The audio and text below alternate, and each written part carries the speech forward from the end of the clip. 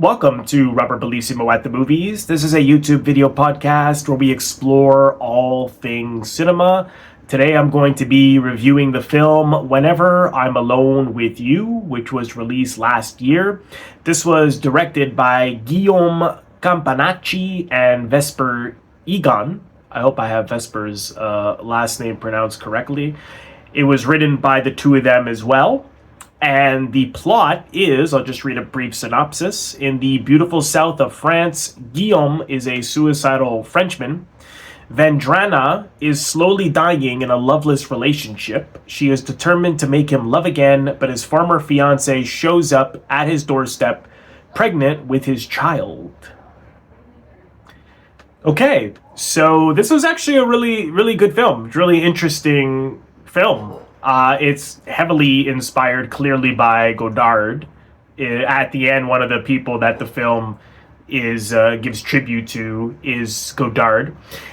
The way in which it's, clearly inspired by Godard, you have voiceover at the beginning by Guillaume talking about, not almost giving you a way to, not so much instructions, but giving you a way to look at the film without trying to make sense of everything, because the film sort of clashes styles, has some really interesting film within a film at certain points, and pays homage and uses all these different styles to tell the story, and it feels very much like Godard did in some of his films, where he would be in voiceover at the beginning, talking at the beginning of the film.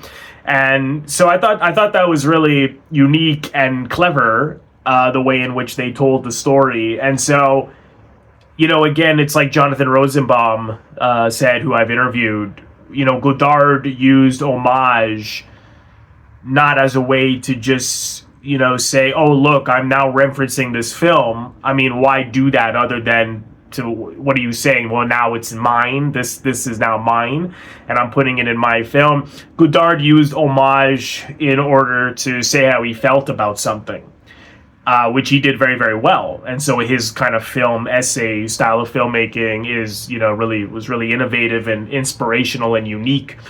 And they utilize that kind of style here quite well, without trying to make it seem like they're not. They're quite open with it, particularly with the tribute at the end. And so I was glad that Guillaume said that at the beginning, was not, don't try to make sense of things, just feel it. And so that's really what I did. And ultimately the film, to me, I mean, I think it's ambiguous, but ultimately it's about love, finding love again, even when you're coming out of a relationship that was very, very difficult, and perhaps you're now cynical or don't think you can find love again, or give yourself to someone again, or give people what they need again. And so the film explores that. But the way I felt that he uses homage, interesting, is because both of the characters have a sort of deep interest in cinema themselves. And there's a scene when they're both at a wedding, and everybody's there's speeches, and everybody's talking about one thing, and they're quietly talking to each other about movies, right? And so it gives you the feeling that they're in their own world. And so when we have these sort of stylized, clearly Godardian,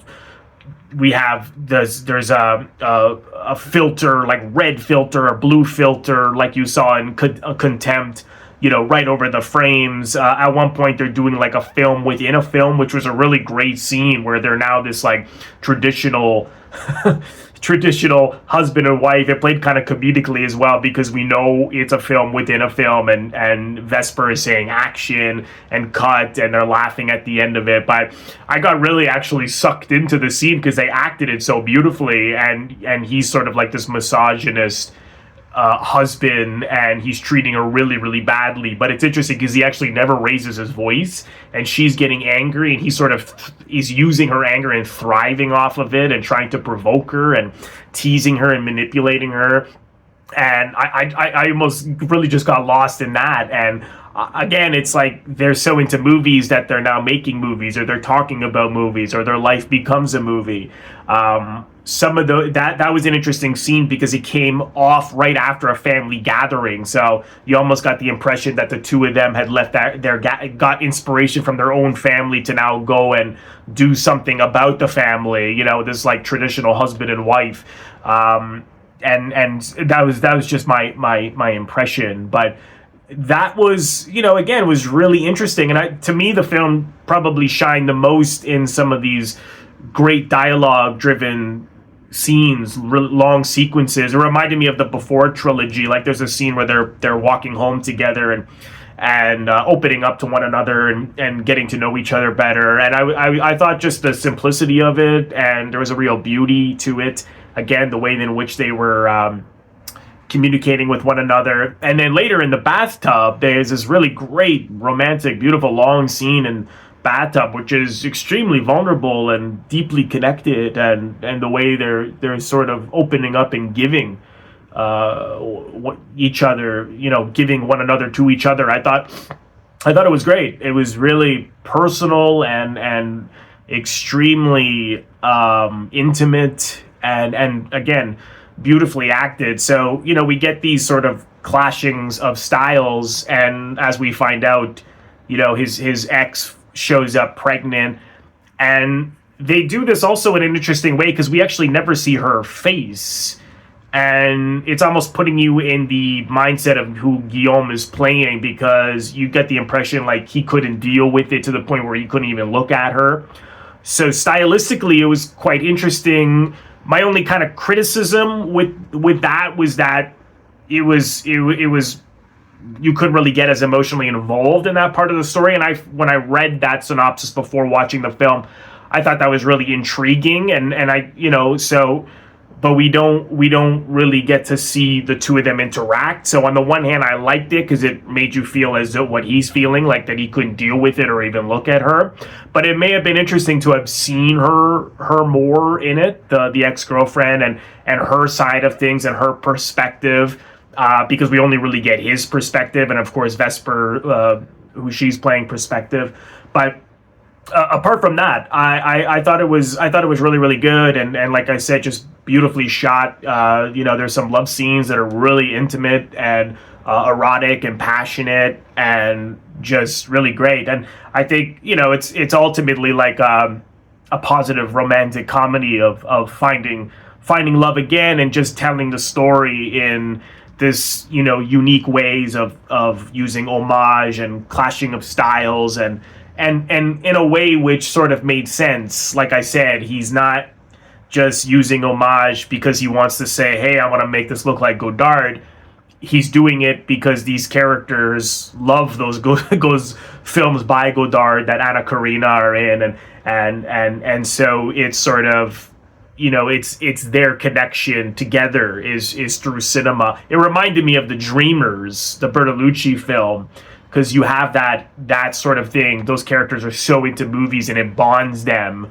I mean, that's a much darker film, different film, but it was, I couldn't help but wonder if The Dreamers was also an inspiration. Perhaps Guillaume and Vesper, if they watch this, they can comment below and let me know, because the relationships, there was a similarity in that bonding through cinema and love, and I thought that was really interesting. So it's a wonderful film. If you haven't seen it, I highly recommend checking it out. Thank you so much for watching, and I hope that you've enjoyed this review.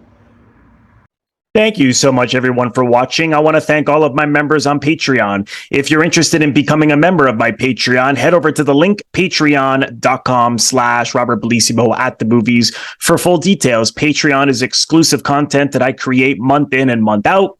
And as a subscriber, you are able to vote on polls and contribute to what I do on Patreon month in and month out. So head over to the link for full details. You can also leave a donation directly to my YouTube channel by pressing the thanks link, which you will find directly below the video frame. Just click on the thanks link and you can leave a donation there if you choose to.